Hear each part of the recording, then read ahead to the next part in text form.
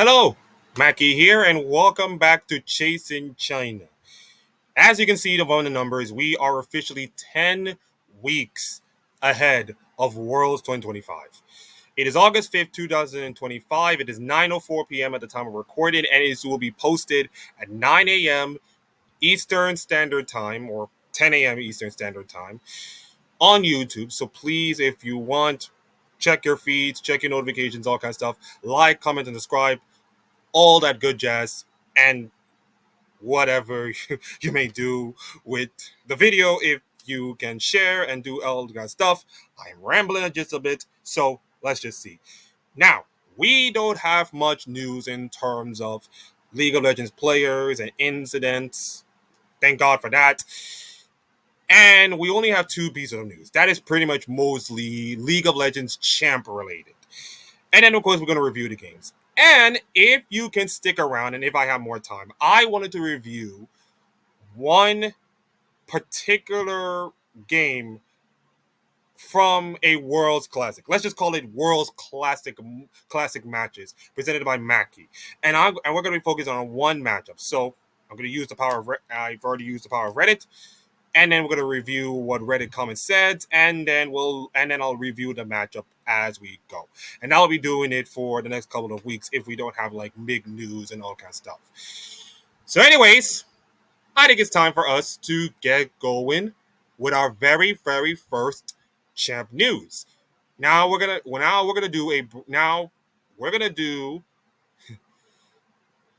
do a video. By the way, again, I'm rambling just a little bit, so sorry. Stay with me here. So there's a video coming out about Mel, one of the Pacific champions that had been released like this is a 1 or 2 weeks ago, and turns out there's a bug. Turns out there's an absolute bug in this game that really, really makes it so broken. So I'm gonna let the video play now. Unnecessary. Yep, that's just Mel on level 1 shot in the Twitch with no items, not a single item coming through.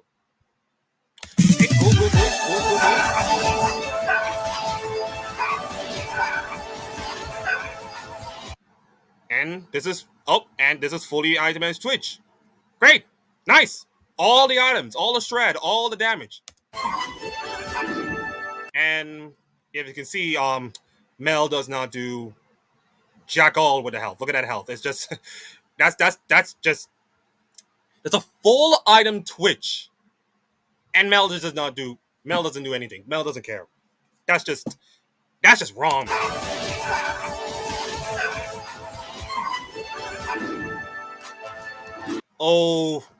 I think I'm gonna mute the music because this might be DCMA. I think this is like music that I don't want my channel to be in. So I'm gonna mute the video and just gonna let it out. So when Mel steals a Drake by reflecting a projectile with W, she gains a very increased Drake effect. Like, she reflects the damage from the dragon and steals it? What? That's unfair. Here she gains 100% AP and AD from Infernal instead of a normal 3%.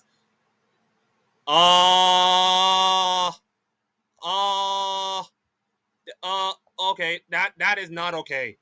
Those numbers right here, that's not okay. That is not okay at all. That is literally not okay. That's not okay. Anyways, continue. Right, let's continue. It does not work with all effects. Hextech Drake gives the usual attack speed and ability haste. Okay, so it doesn't have to work. Okay, Chemtech Drake. It gives the usual heal and shield power, but 100% tenacity. That is tenacity is like a really big thing in big stat, of course, when it comes to League. And 100% tenacity, not 80, not 90, 100%. That is wrong in all cases. That is really wrong in all cases. Wow. Okay. Chemtech Soul then. Mel gains the effect already at 100% resist, and she gains 100% damage resist. Huh. Righty then.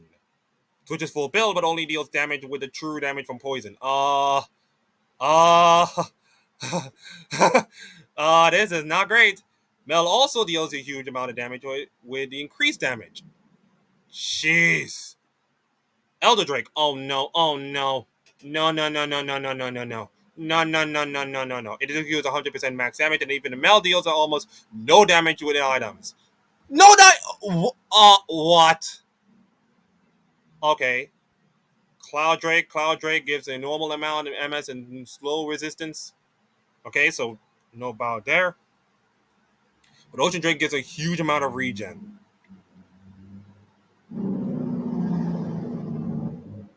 Yeah, yeah, I can see.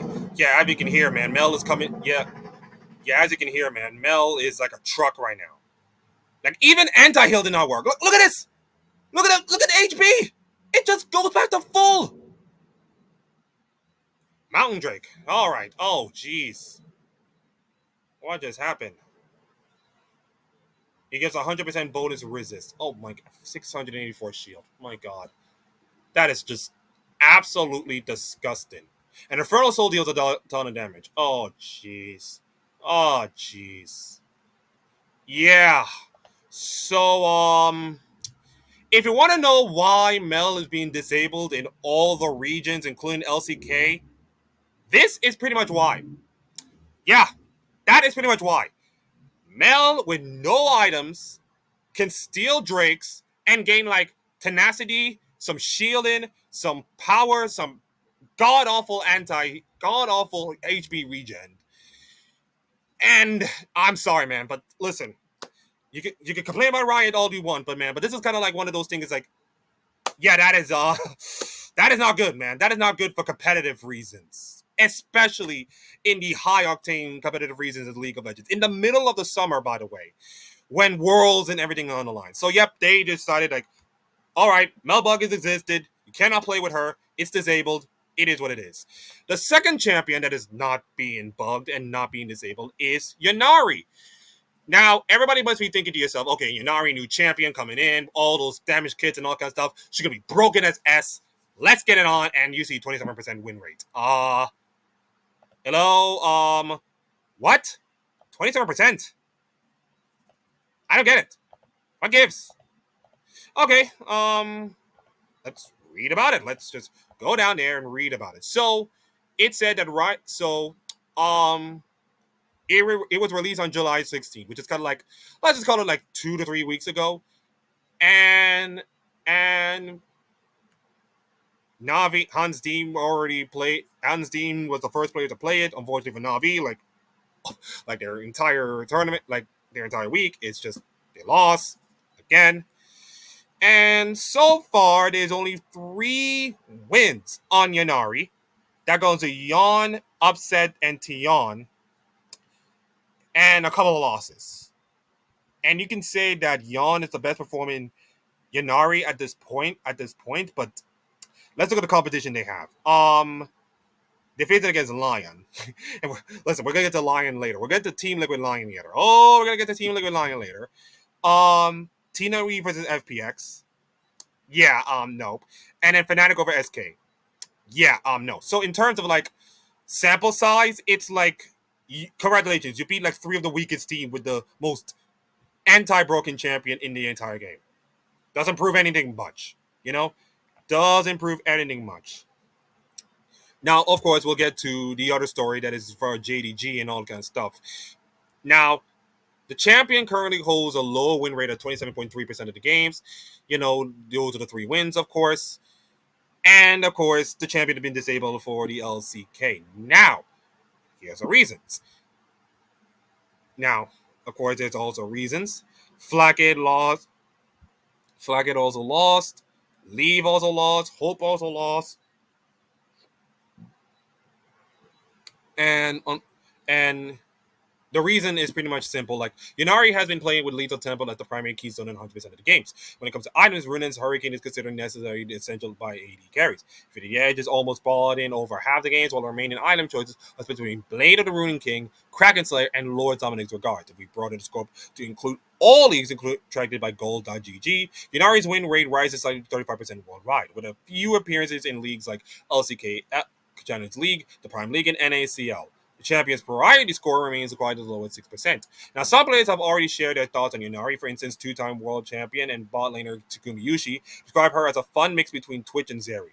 He noted that she's currently very strong, but is waiting to see how she performs in competitive play, and in that day will definitely be counted to Yunari. He says, since it looks like Yunari will be unlocked soon, I'm getting some practice on it. In the Gen G match, Yunari might come out, whether it's me or Ruler who plays her. So it's like, okay, new champion come in, everybody thinking it'll be broken, and it's like everybody have a plan. Like Mike Tyson said, everybody has a plan until they get punched in the mouth. And boy, Yunari got punched in the mouth so many times, to a few exceptions, of course. I think this is more like a give it a couple of weeks. Okay, by the way, July 16th when the first game was played, so it's like almost a month. But you got to give it like a couple of days until the rest of the leagues kind of catch up. And of course, once like all the other teams figure it out how she plays, the items, how they're gonna play her, the aggressive style, and all kind of stuff, then you see Yanari being like a decent champion. Now I'm not saying she could be like a Phelios or anything like that, but you can say that she could be a decent champion. She could be like a close to 40% win rate or 30 to 40% win rate by the end of summer, of course. Now these things might change, and we might see like the same stats being lower. But I think Yonari is going to be like, she's fine. She's not as broken as many people think. So we temper our expectations. When a new champ comes in, everybody was thinking, yeah, new champ is going to come in and destroy everything. But then everybody's figuring it out, and so we are left with the prospect of like, hey, she's okay. She just need to be played by the best teams, and I hope Gumiyushi and Ruler will showcase how Yonari should be played and maybe main her throughout the rest of the year. Right. Now, you'll notice, Akeem, that there was only one match that was played Monday. There was only one match being played. Let me just look at the map. Let's see. It's week 4 to week 7. And yes, this is probably like a prelude into my LPL analysis. It was Team WE versus FPX. Team WE won 2-1 versus FPX. Now you're asking yourself, Akeem, there was supposed to be 2 matches on that day. Where's the other one? Well, guess there's an explanation to that. There was a rainstorm. Yeah, there was a rainstorm in Beijing. Now, the matchup was unfortunately there was rainstorm alerts across Beijing and geological hazard warnings in multiple districts. The series was set to take place in Beijing at JDG's home, rather than LPL soon in Shanghai, which hosted the TWE versus Fun Plus Phoenix at the same day. The Shanghai was not affected, of course, but now the matchup will be scheduled for the 28th of August. Yeah. So this is not the first time that it's happened to, best of series being pushed back. July 30th, the match between Bilibili and IG was restricted to August 28th due to the typhoon affected the city of Shanghai, which 282,000 people were evacuated during the state CTC feed. My lord, 228. Oh my god. Now, the Valorant Champions Tour was forced, of course, to postpone games between XLG and Nova because of the same reasons. Now, the LPL was supposed to conclude on the 27th of August, but with these 2 very scheduled matches, both of them will be played on August 28th. The LPL has been playing 28th, and now they have an extra day to look at. So, yeah, because of weather reasons, guys, safety is most important. Let's just be honest. And look, 283,000 people evacuated by typhoon. Now, pray for all the people in China that's gone through so much, with the rainstorms, the typhoon, all the kind of stuff. Pray for them. Hopefully they're safe and everybody else. And of course, we're going to have an extra day. And now we got like 23 more days until LPL is finished. Speaking of LPL, that is where we transition into our recap.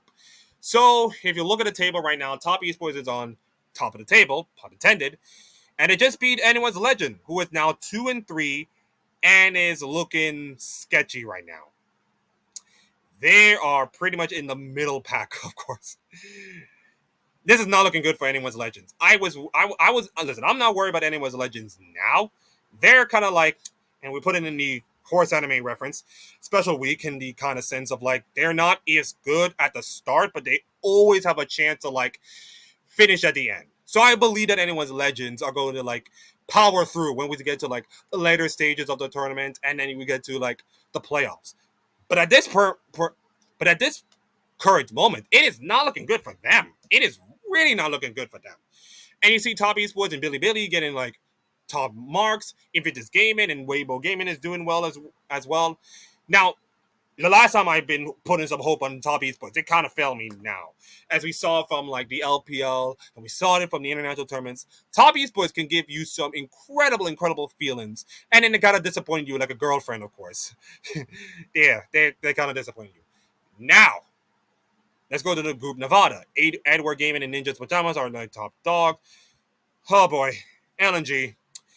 Oh my goodness, LNG. Okay, yeah. So LNG were around this time last year quarterfinalist at Worlds. Now, let's just look at the difference between these two teams. I mean, just look at just look at the difference between these two teams. It's just so. Look at this. Sika, Wei, Gala, Han. They got Scout. Scout is on the team. And they made the quarterfinals of Worlds, for God's sakes. And look at this. Worlds quarterfinalists around this time last year. And now they're 0-5 in Group Nevada, staring down the barrel of elimination and staring down the barrel of not even making past the group stage. It is just a downfall of a pretty decent organization, to be honest. Not saying they win everything or win all the LPL splits, but they used to be so damn good, especially like in the back half of like 2023, of course.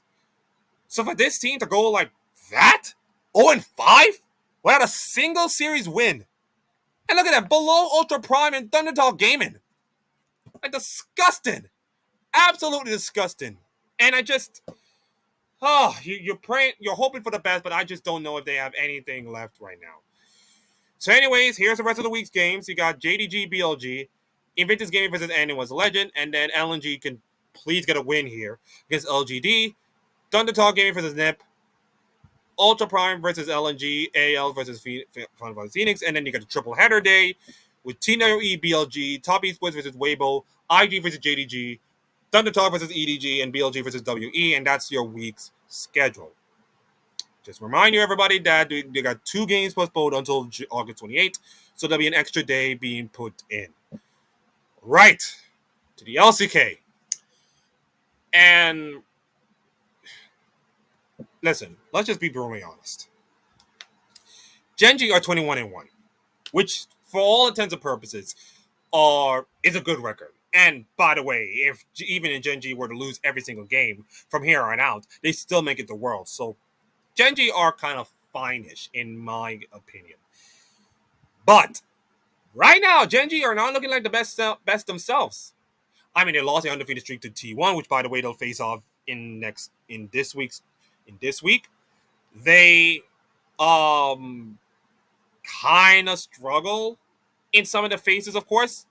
And the KT roster series was more of like the match does not relate to the scoreline. It's almost a bit like Genji won that series 2-0. Okay, Akeem, that's great. What was the problem? KT was nearly winning that game, especially game 2.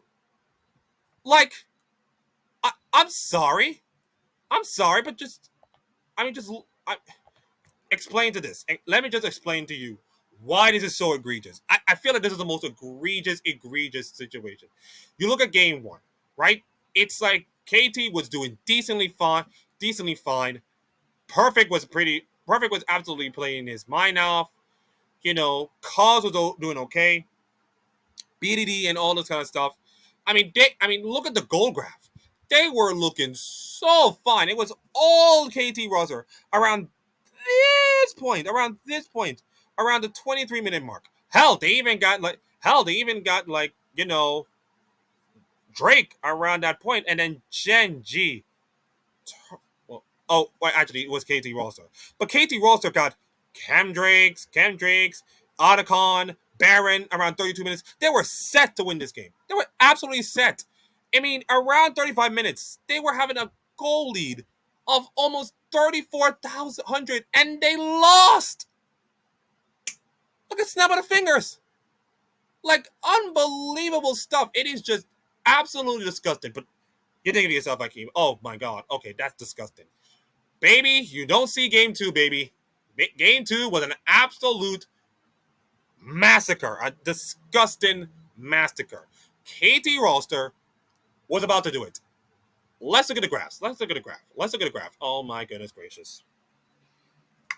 So, KT roster have a 4,000 goal lead. At around 22 minutes, they'll have a 4,000 goal lead. And look at the game right now. They have first turn being made. You got Shelly. They got the Kemsol. They got the Otacon. And around 22 minutes, they were like winning this match.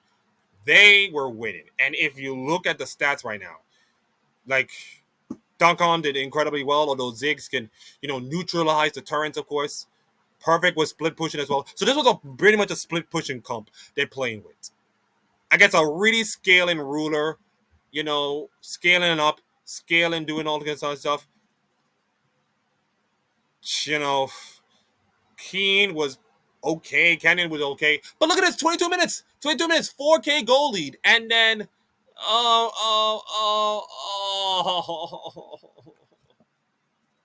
KT! Why do you have to be like this? Why can't you just act on a normal team, damn it? Why can't you just be a normal team for once in your goddamn life? BDD will deserve better, man. BDD deserved better. He deserved better teammates. He deserved better macro. He deserved better comp. But no, he just stuck with KT. He's like the scorer of KT right now. Funny enough, that score was Genji's coach when they were dominated. Like, you gave me a break, damn it.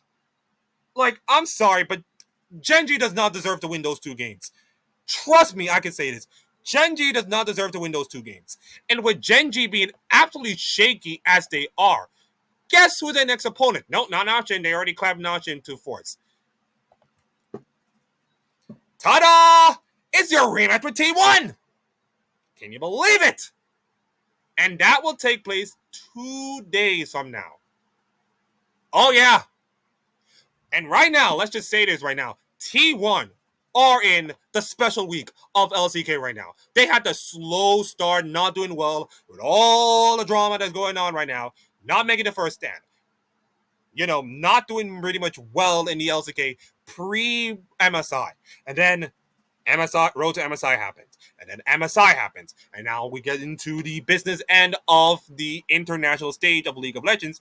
And now, I can't believe I'm saying these words, T1 could win the freaking World Championship. T1 could win the freaking championship. Like, this is just unbelievable. The form that all four guys have done, mostly Keria, which, by the way, I feel like Keria is like the old... Listen, if I gotta make an MVP for this entire team, I have to put Keria as my best player because he has made support look absolutely average to some of the players. He makes support look so broken right now, he needs to be nerfed completely out of the game. Like, he just made Gumayushi look absolutely special. And I don't know if Gumayushi would ever be special if he gets a different support. So it makes it feel like T1, with all their problems in the back tail, are looking like probably the best team in LCK right now. Hunter Life are looking absolutely struggling right now, especially with their loss against T1. It almost feels like right now it's going to be a T1 Gen G final for LCK. And unless something, dramatic happens to Gen G, unless Gen G can somehow find a way to get their mojo back, then I think T1 will ramp up their style and ramp up their play all the way to an LCK championship. And by the way, it will be the only LCK championship that has mattered this year. Yeah, because of the crappy format of the LCK, this summer is for the ultimate LCK championship for the entire year. And every T1 fan will be like, Raven if they win. Raven! Like, it's not fair. But again, don't blame the players, blame the game, I guess. So, yeah, Genji, you need to get your crap together. and fast, or else it's gonna be pretty rough for you.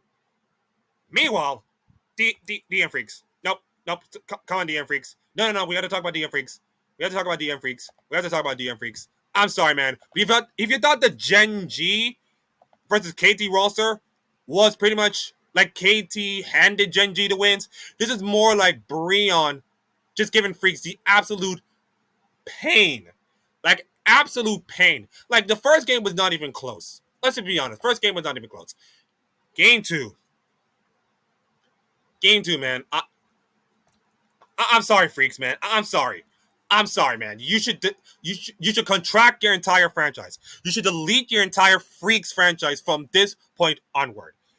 You're telling me that you have a 12,000 goal lead at 23 minutes. 23 minute goal lead.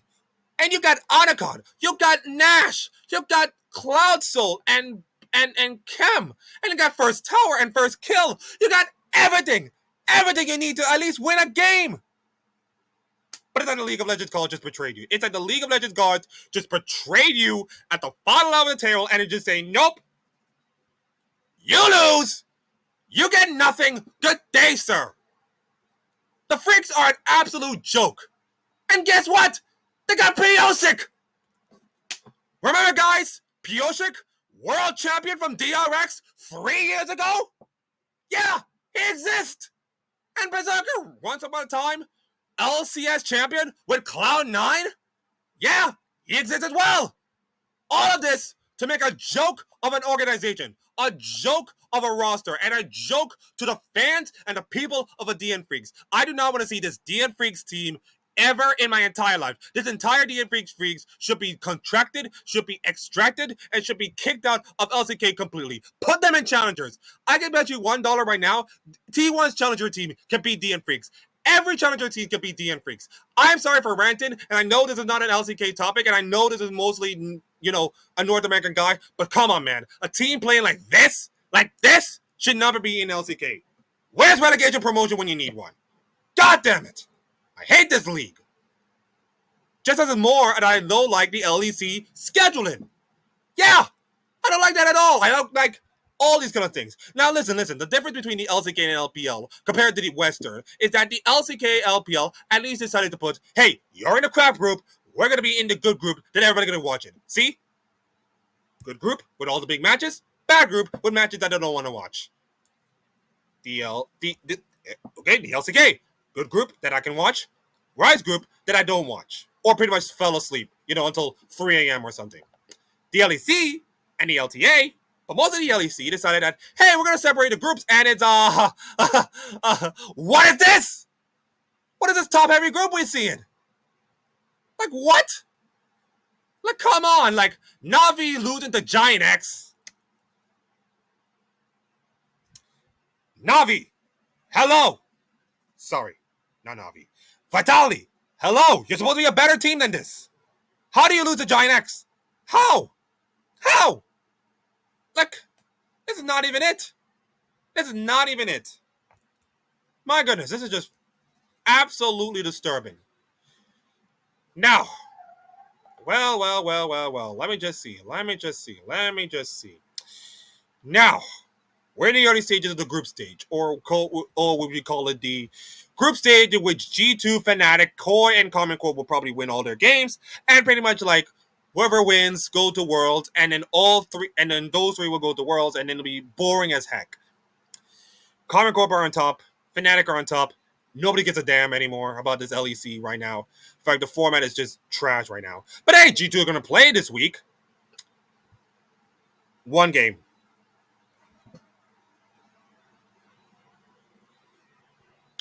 So you're telling me that G2 is going to play one game this week, and it's against Heretics.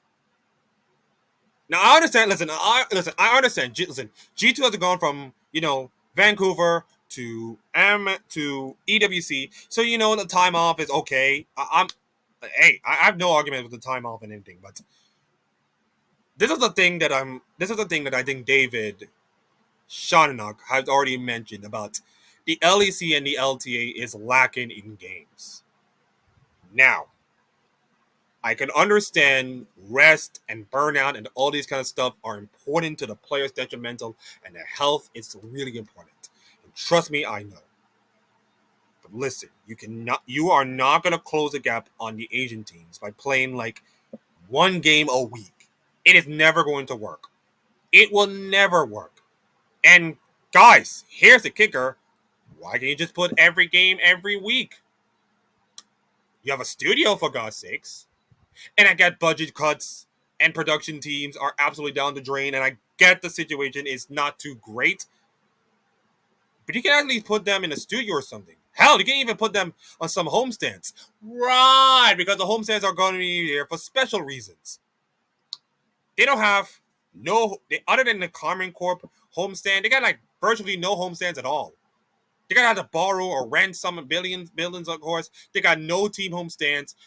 And you look at the LPL or LCK, they got like homestands or home buildings. Like we could have the JDG matchup yesterday at JDG's home, by the way, but rainfall kind of happened.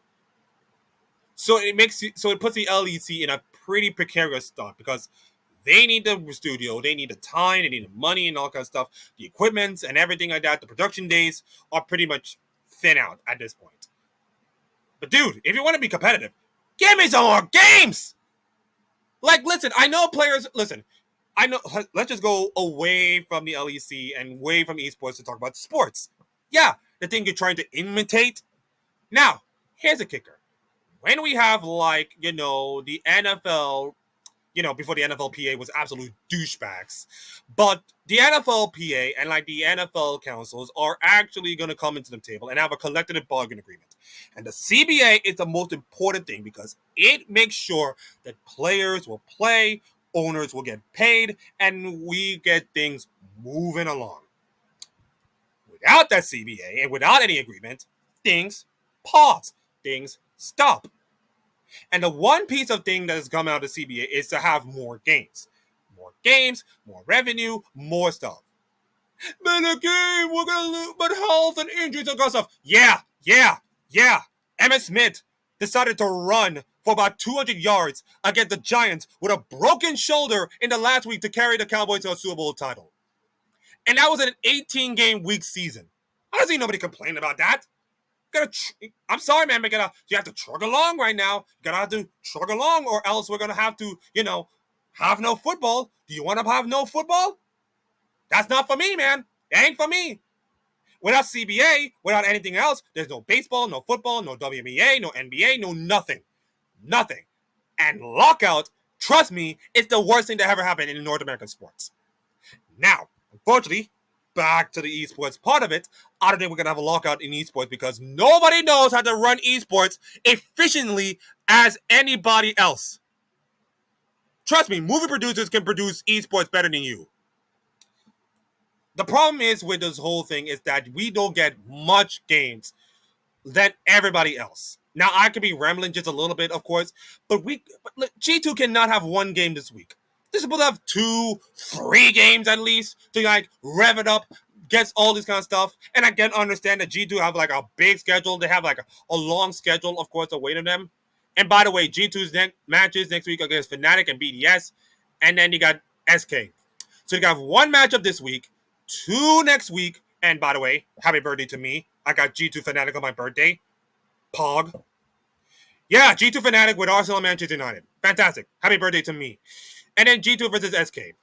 And that's it. That's G2's entire schedule. So you got G2 will only played 4 matches within the space of 3 weeks. That's it. That's your entire LEC schedule. And you gotta play playoffs and you got 1 best of 5 to determine the world championship. 1. I'm sorry, man. That LEC schedule looks whack. The entire LEC schedule looks whack. Look at the games. Look at the LCK. Look at the LCK. Look at all the gauntlet. Look at the LPL. And now look at the LEC. It feels dry. It feels nothing. I don't feel nothing. I feel nothing. Look at the LEC schedule. I look at the LPL and LCK schedule as a beautiful, beautiful woman. Just show me something she will love me and she will adore me and she'll cook my dinner and all kinds of stuff. She will hold my kids. She will do all my taxes, all this stuff. The LEC schedule will be like, she's not gonna satisfy me. She's not gonna satisfy me, do all this kind of stuff. She's gonna be like, I'm bored. This schedule is boring as heck. I don't feel nothing. Solo leveling anime is more entertaining than this. Kaiju number 9 is more entertaining than any LEC schedule. Like, come on, man. Come on. And if you're thinking that's worse, the LTA, man. The LTA just like, give them the gold medal for worst scheduling ever. Just, ladies and gentlemen, give the gold medal for worst scheduling ever. Because my Lord Almighty, look at this. Now, Hakeem, the good news about all of this is that there actually was a close series. And an upset. Oh my goodness, Team Liquid. How could you? Oh my goodness, Clean Liquid. You lost a lion. You lost a lion. You lost a lion gaming. Yon give you the best performance on Yunara, pretty much by any other player since Yunara came out, and you still lost a lion. I don't want to overreact, but Team Liquid are done, man. Listen, this Team Liquid team has been done for like the last couple of weeks. It is now officially done. Magnus Carlsen is more relatable for Team Liquid than you have one done. In fact, right now, I can bet you right now, put Magnus Carlsen in the Team Liquid team. He can cook. He can cook. Magnus Carlsen can go circles on this Team Liquid team. Like, God almighty, how do you lose? How do you lose to Team Lion? Like, listen, credit to Team Lion, I guess. Credit to Team Lion. They earned their win. They came back from behind. I was skeptical of it. I was thinking it would be another 2-0 week again, and everybody would be bored out of their minds. But turns out, nope, they did the thing. In fact, we did have a 2-0 week. Thank God for that. Cloud9 beat Dignitas, FlyQuest beat 100 Thieves, yada yada yada. Shopify beat this guys, yada yada yada, and then Team Liquid beat Lions. Yay! We avoided the pretty much obvious matchups. Congratulations, LTA. Your region is disgusting, and so the schedule. Again, this doesn't entice me. Like, I'm sorry, man. Anime is more enticing than this. Like, every anime show that I'm watching is more enticing than this.